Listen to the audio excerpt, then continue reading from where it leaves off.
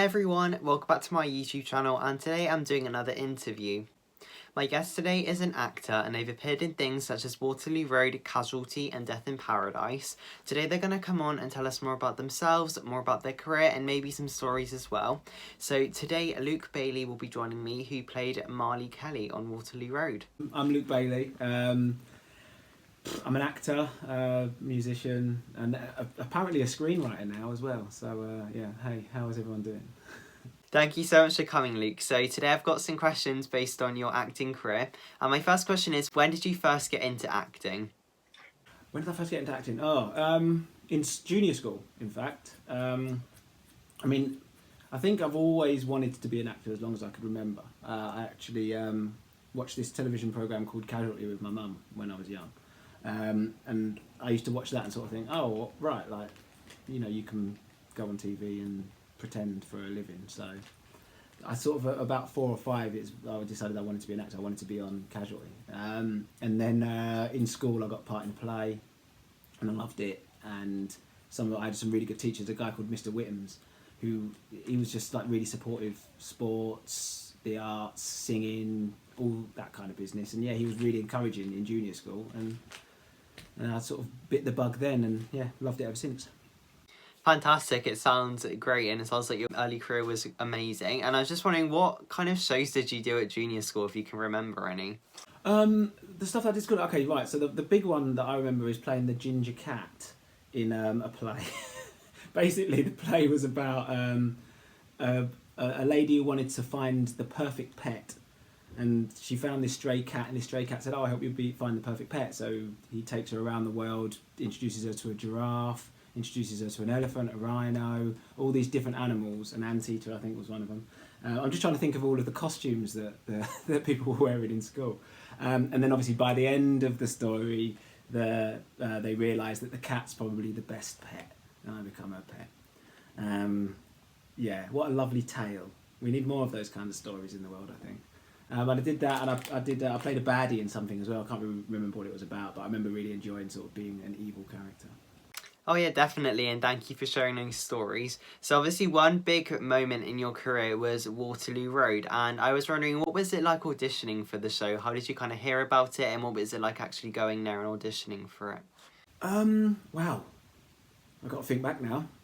It was a long time ago. What was it? There's an anniversary now, isn't there? Waterloo Road's... Yeah. That must mean it was about 11 or 12 years ago that I had my audition. So I'm getting on a bit now. My memory's not what it used to be, so let me just see if I can remind back. Yeah, I had an audition. So basically, I'd done quite a bit of stuff beforehand, obviously, and I recently moved to Manchester from Bristol. So I got a call, like, there's a programme going on in Manchester called Waterloo Road, would you be interested in going up for it?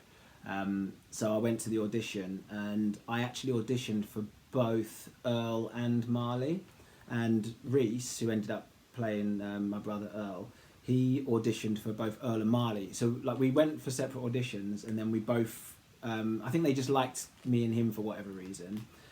So they brought us in together, and we both did auditions together, playing Earl and Marley, and then swapping around. That's sort of the story of that. And yeah, I mean, obviously Reese is brilliant at being like horrible and evil.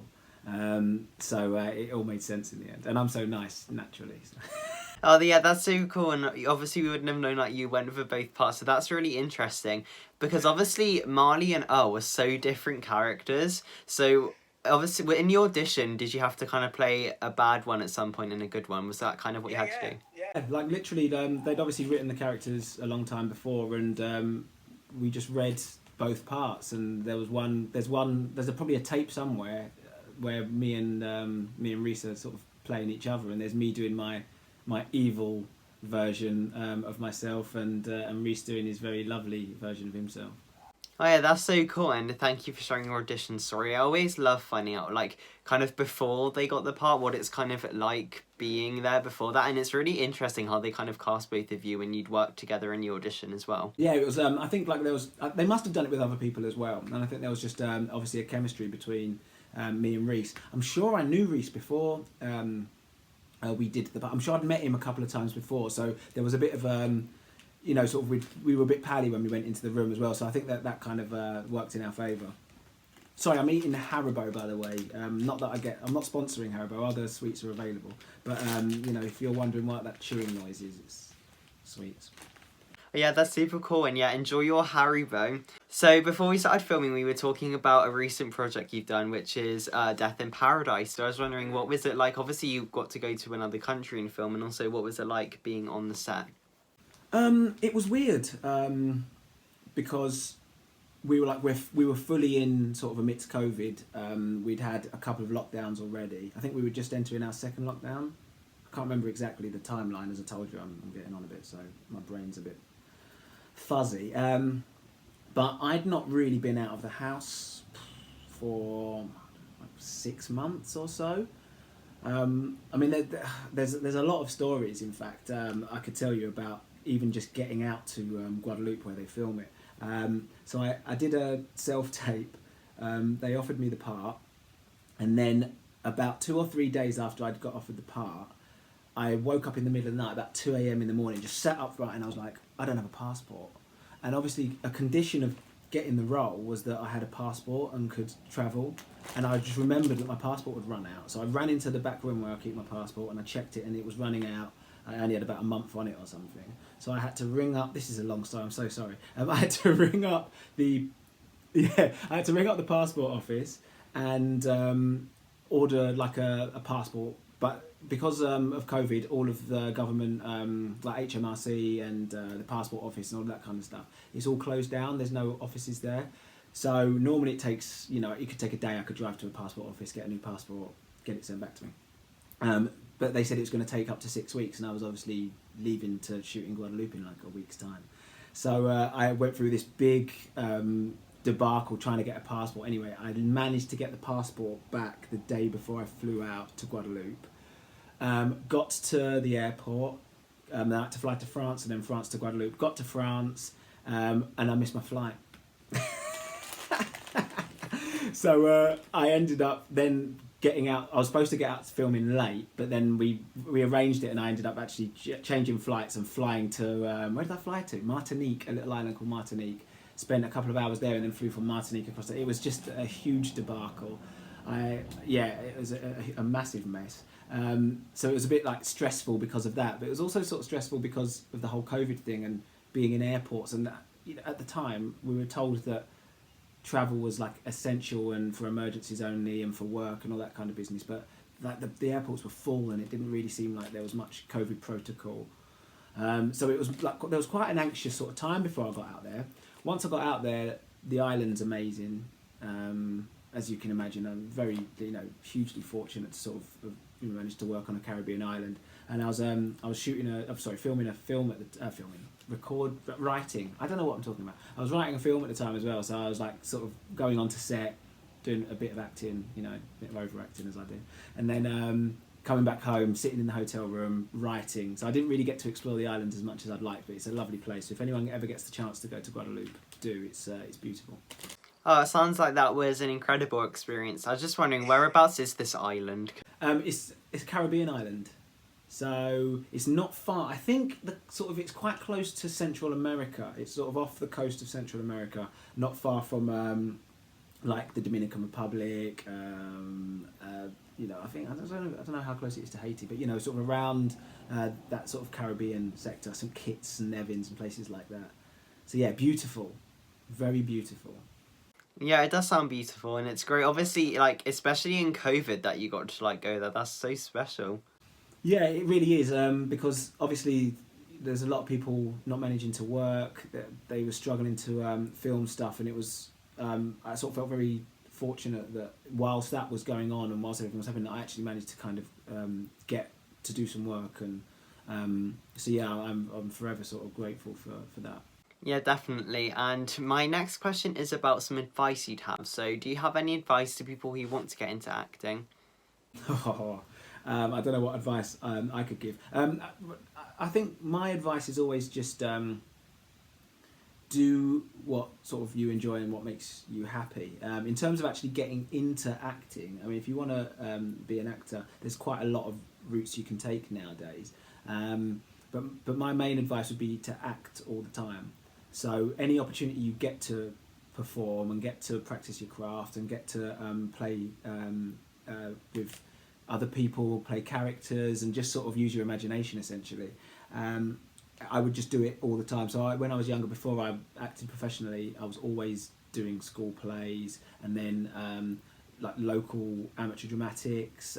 If there was a short film happening, I'd want to be involved. If there was someone shooting some sketches or just, you know, messing around doing something, I was there kind of just wanting to be a part of it. And I think that's first and foremost. And if you have that love, then you sort of build your confidence and you make connections, and then those connections will help you take it to the next step. I've just said the next step, and I think it's because I've read it behind you. There, the next step. Do you know what the next step is? I'm guessing, is it something to do with steps and a tour? I can't tell. Is it? It says Wild Rhythm Tour. I'm guessing that's not steps. They don't have any wild rhythm. No, it's a dance show on CBBC. The next step. Oh, is it? Amazing. Yeah, definitely. So earlier on, I was looking on your IMDb, and I noticed that it said that you have been in 111 episodes of Casualty, which is a lot of episodes. So what was it like doing that experience? Because it sounds incredible. Yeah, I mean, yeah, it was amazing. So Casualty, okay, weirdly enough, Casualty was my very first ever TV job, professional TV job. And it was the thing that I'd always wanted to do, as I said before, it's like since I was about 4 years old. So getting on Casualty for me was like this huge thing. And I only had like a scene, but I was so excited about it. It was like I was buzzing. And then anyway, it got round to when it was being on TV, and I told all of my friends, my family, my friends' friends had told their friends and their families, and we had this big sort of viewing party, and I got cut out of it. I didn't end up on TV. You see me coming round the corner. I was in a wheelchair for some reason. I think it's because I can't remember. There was a nurse anyway wheeling me around the corner. And as I came around the corner, I was like, oh, here I am. And then they just cut to the next scene.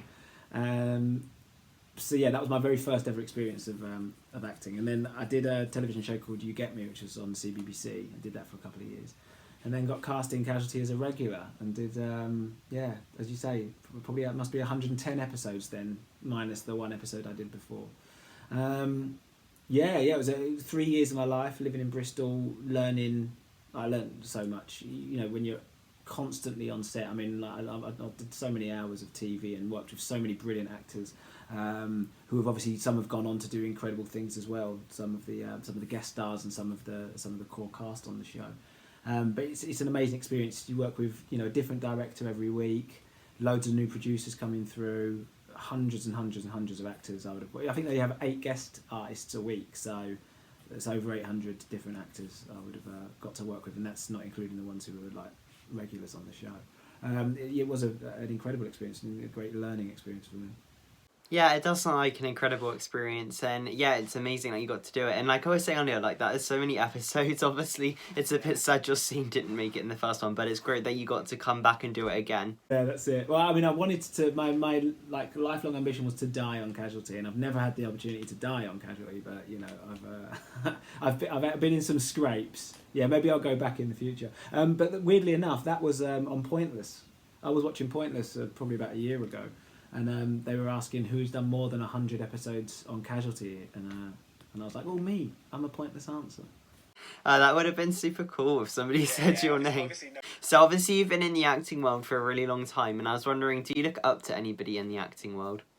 Oh, yeah, there's loads of people I look up to in the acting world. Most of them are sort of friends and people that I've managed to sort of work with and learn from, but there's obviously lots of people, sort of other actors who I wouldn't say that I aspire to sort of be like them, but you sort of see them carve a path and you realise that you can do that as well. I mean, there's a couple, right? I mean, do you know of an actor called Daniel Kaluuya? Yeah, I mean, like, I think he's an absolutely astounding actor, and he started off doing a lot of stuff in the UK, and then was struggling, I think, to get as much work as he deserved to get. I mean, the guy's Oscar nominated. I think he's Oscar nominated twice now. This is his second Oscar nomination this year. So, I don't know, actually, have the Oscars nominations come out? He's definitely nominated for a Golden Globe and probably going to be nominated for an Oscar if he's not already. Sorry, Daniel, if you're not following your career that closely. but yeah, like he's sort of a British actor who was sort of coming around similar time to me, and you know he sort of he took his chance and went out to the US and has done amazing things. And people like that, I love watching sort of young actors who are great, sort of going, you know, sort of going across to America and really sort of you know, flourishing and fulfilling things that they might not have been able to in the UK. Yeah, definitely, and yeah, they sound amazing, and I definitely agree. So my next question is about Waterloo Road, and is what was it actually like being on the show? Because obviously earlier we were speaking about the audition, but was it like being on set? Waterloo Road will probably go down as one of my favourite jobs. I think it's because, again, got to work with some amazing actors, fantastic actors, and also sort of all similar ages, all kind of excited about where they were. The scripts on Waterloo Road were great as well. Everyone had really lovely storylines and got to sort of stretch their legs and all that kind of business. And we just had so much fun every day, so much fun. I mean, what you see on screen, I think you can tell that there was a bond between people and everyone was enjoying themselves. But like off camera, it was great. I've actually got a really funny. I want to give you a story. I've got a confession to make about Waterloo Road. I've just thought about it. This is terrible. I don't even know why I'm going to say this. I feel like I need to get it off my chest. So my very first day shooting Waterloo Road. So you're aware where I was in season 4. And that was set in Rochdale, and it was actually, the set was a real school, a school that was closed down for whatever reason. So Waterloo Road, the production, moved into this school. So my first day, I get there, I'm all excited, I'm sort of new to the place, I don't know what's going on and what's not, but it's a real school, so I just assume that everything about it's real. So anyway, I can't remember what happened. I'd probably done a scene or whatever, and I was a bit nervous and everything, and I was like, right, okay, I need to go to the toilet. So I found this toilet, I went into the toilet, did whatever it is that I did, tried to flush the chain and it wouldn't flush, and I was like, oh Jesus Christ, this is awful, this is all I need. So I came out the toilet and I found one of the people working in the crew, and I was like, there's something wrong with the toilets, they won't flush. And I go, oh, those toilets, they're not real toilets, that's a set, we've built that. And I went, sorry, what? And he said, yeah, that's not plumbed into anything, like that's something we built to shoot in. And I was like, what do you mean? This is a real school, there's hundreds of toilets around here, like why have you built extra toilets? And they were just like, oh no, I don't know, for whatever reason they built toilets. So I'd had a crap in this toilet and there's no way of flushing it, and that poo remained in that toilet from the very first day I started filming to the day that I left, because I checked on the last day. It was still there. That's an awful story, but I just thought I'd share that with you. Yeah, very entertaining. Thank you for sharing that one. I mean, I don't think I've ever had a story like that before. It was the worst thing ever. It was my first day. I was absolutely mortified. So I feel good that I got that off my chest finally. It's been sitting on me for nearly 15 years now. Yeah, I think people enjoy this. Thank you for sharing it. I do have to ask really quickly, like, did you ever experience any ghost activity on the Waterloo Road set? Ghost activity? Yeah, because there's been a couple, Sadie and Lauren, have both said that they have had ghosts. Oh, well, Sadie would say that, wouldn't she? Yeah, Sadie. I'm sure Sadie saw a ghost. Sadie, this is a message from me. You didn't see any ghosts. It was probably me just jumping up. Oh, actually, no, wait a minute. Did they tell you about the story where someone was sat on their chests and they couldn't get up? Sadie said about that one. I remember them telling. You've just right. I remember them telling me when that happened. No, they were. I think that's lucid dreaming, isn't it? You know when you go asleep and then you feel that you're awake but you can't get up. Yeah, there was no ghosts. There's no ghost activity. I won't have it. I just wanted to see, because people always used to say like there were rumours about it, and then Lauren was saying that once she fell asleep and then she woke up and then this chair started turning towards her and it was very scary. Yeah, they were just dreaming. It was the those age-old stories of, you know, like when in every single school has one where a pupil sort of, you know, something's happened, a pupil's fallen from somewhere and ended up dying, their ghost is still wandering the corridors. No, it's not true, and I won't have a word. Oh, we'll have to see whether anything else is uncovered. Definitely. So my next question is a very hard one, and is what's been the best moment in your career so far? Impossible to answer. There's so many. I mean, this is the thing, and I guess this is the thing for you're asking for advice for people that want to get into acting. I think for the most part, for most actors, there's a handful, like a percentage of actors who work constantly. They're in Marvel films. They go on and have these amazing glittering film careers. But for most actors, 99% of actors, there's tremendous ups and downs. When you're working and you're doing something that you love, it's the best feeling in the world. But then you spend a lot of time being rejected and not getting parts. You spend a lot of time sort of sat around twiddling your thumbs, having to find other work, and I think that sort of has its plays its role sort of mentally as well. And I think lots of actors sort of suffer with quite bad mental health. So if that's something that you need to contend with. But obviously, any time I'm working for me is just the best time in the world, and I love it. So they're all highs. No, that's a lie. I mean, I've done some jobs that I've hated. That's an absolute lie. Working, I've got so many great memories. All my 3 years on Casualty, which I loved, all my time on Waterloo Road, You Get Me was the best job in the world. I've got so many great memories. Oh, fantastic. It's always great when most productions you do, you enjoy, so that's really good. Almost, yeah. So another thing you've done is Noughts and Crosses, and what was it like being in that? Noughts and Crosses was an interesting and strange job. I guess I filmed that in South Africa, so that was incredible going out to South Africa. The show itself was there's some amazing people on there. I met some fantastic actors and worked with some fantastic actors, and I really enjoyed the work. There was some issues, I think, which happens when you're spending a long time away from home. But coming after that, when it came out, it came out right at the beginning of the whole BLM movement, and I sort of feel like the job and the subject matter itself aged quite quickly in that period. I don't know if it was the sort of equalities championing race kind of championing show that it thought it would be, and sort of when BLM when sort of the BLM sort of riots happened and people's consciousness sort of changed around issues of ethnicity in the UK and America mainly. I sort of feel like the show itself suffered a little bit because of that, and I think looking back at it, I don't really sort of know if I would have done it knowing what I know now, if that makes sense. Yeah, definitely. Yeah. It was a bit deeper than it needed to go, maybe, but It's fine. Oh, you mentioned you got to go to South Africa, so have you been to like lots of countries to film? No, to be honest, I haven't. I'd never.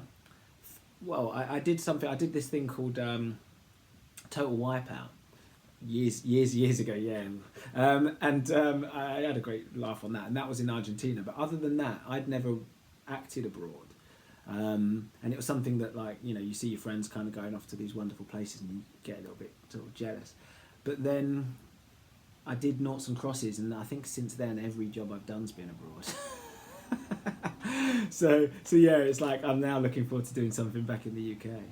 Oh yeah, that'll be really good. So I have one more question for you, and you kind of touched a little bit on it earlier, but we'll have another one. Do you have any other stories from Waterloo Road besides the one you told earlier? Yeah. Any other stories from Waterloo Road? Oh geez, what I could tell. Trying to think. I mean, most of my stories like sort of revolve around us just like playing guitar and singing, like, because so many there's so many musicians. And the cast that I did on Waterloo Road, sort of Sadie plays and sings, Tom Milner plays and sings, Tachi is a great musician, Reese Noy's got a very good singing voice. I don't know if you'd like me telling anyone that, but yeah, he can sing. So we'd all sort of spend a lot of time sort of like in this common room on our guitars, making up songs, playing each other's songs, having jams, and that's probably, one of my favourite memories of that show. Oh yeah, that is such a lovely memory. Sadie touched on it. She was saying about how everybody was playing songs between scenes and things, and it just sounds like Waterloo Road was just such a lovely family. It was. At the time, it's very rare that you sort of take stock of what you've got in the moment. I think it's important to do that, because I think looking back, I've got so many fond memories of that show, and it was a wonderful, wonderful time. But obviously at the time, you're just living it, and you don't realise how lucky you are. Yeah, and it does sound like it was an incredible journey as well. Because obviously how did you feel when you left? Because obviously your character left because they graduated from high school, secondary school. So what was it like leaving the show? Yeah, it was good, because to be honest, I'd had such an amazing storyline. I didn't realise that Marley was going to be such a sort of a featured character throughout the series. It was like, I had a really sort of solid, strong arc over 20 episodes with Sadie, and obviously the stuff with the family as well.